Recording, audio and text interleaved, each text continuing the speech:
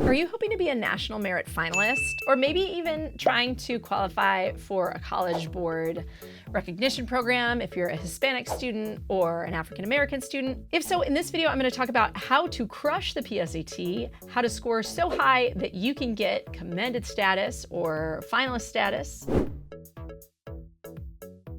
My name is Brooke. I coach students to perfect scores in the PSAT and the SAT. If you'd like to read instead of watch, we have a blog that goes with this video. You can also find the link in the description. So the first thing I want to let you guys know, roadmap-wise, is the PSAT and the SAT are essentially the same test. So you want to study for the PSAT basically in the same way that you would study for the SAT. We have a free gift for you guys, and that is video explanations for every single question on PSAT number 1 that's been released by the College Board.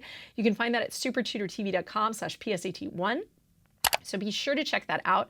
That's my best first starting place for PSAT. If you like that, by the way, our online course has lots more content just like that of me explaining real questions. Number 2, reading and writing counts more than math on the PSAT than it does the SATs. With a National Merit Selection Index, the reading, writing, and math all count equally in your score. Now, I realize that to be a National Merit Finalist in most states means you have to have a near perfect score everywhere. So you really need to be pushing yourself on every canon that you have to work with. You need to be perfecting everything. But I will say that reading and writing, if you had to choose, is more important at the end of the day because it counts. Each one of those count equally. So writing counts as much as math when it comes to selection index. Reading counts as much as math, okay? Whereas on the SAT, math's half your score, right? So just keep that in mind. Third tip is you want to have some general reading strategies down. Don't just do the practice test, find some strategies. One place is I have an SAT reading tips video. Fourth, you want to learn every grammar rule. So that means either you're going to get a book or an online course. Our online course has all the grammar rules, and you want to study every rule if you can. If you don't have time for every rule, I'm going to give you the highlights of what my best scoring students usually need to work on the most. First is punctuation, commas, colons, semicolons, dashes. Next, keep, delete, placement, transitions, comparisons, and then rhetorical strategy questions, which are those like, which of the following is the best choice or the best way to combine the sentences? And then finally, diction. Diction is going to be the hardest one. Diction and idiom are kind of the hardest type of questions to tackle. But write that list down. If you don't have a ton of time, you need to look up all those words and the word SAT. And again, don't search for PSAT. There's not going to be a ton of PSAT in the world out there, because it only really counts for the top 1% of you, top 3% of you maybe. But look up all these words and find the rules and learn them.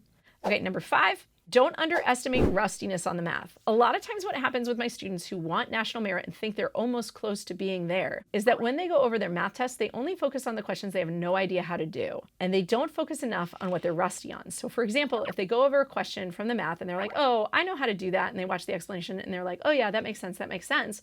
They don't worry about it very much. They don't do practice sets on it and they just let it be. But if you're missing questions, even that you know how to do, that indicates that you're potentially rusty. More than that, though, a lot of times I have students barely finishing their math sections in time.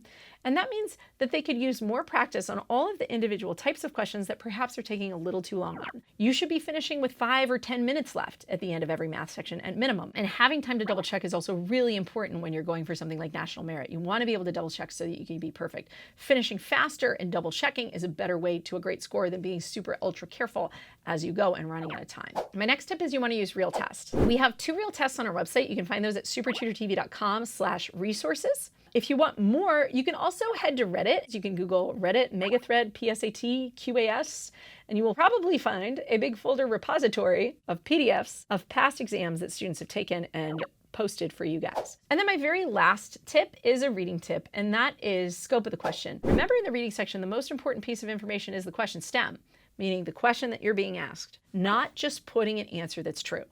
When it gets to the really, really hard questions, focusing on the scope of what exactly is being asked in this question and where would that answer be and what would that answer be is going to get you closer to the perfect answer that's going to match up with the answer that's available and get you closer to answering that question right. And that's all I have time for today. Thanks so much for watching. Again, check out our PSAT Super Seminar if you want to get into the nitty-gritty, if you want to learn more about what scope of the question means and do some practice exercises with me. Find us right here on YouTube, subscribe to our channel, follow us on TikTok, Facebook, Instagram, Twitter. Thanks so much for watching, guys, and we'll see you next time. Take care.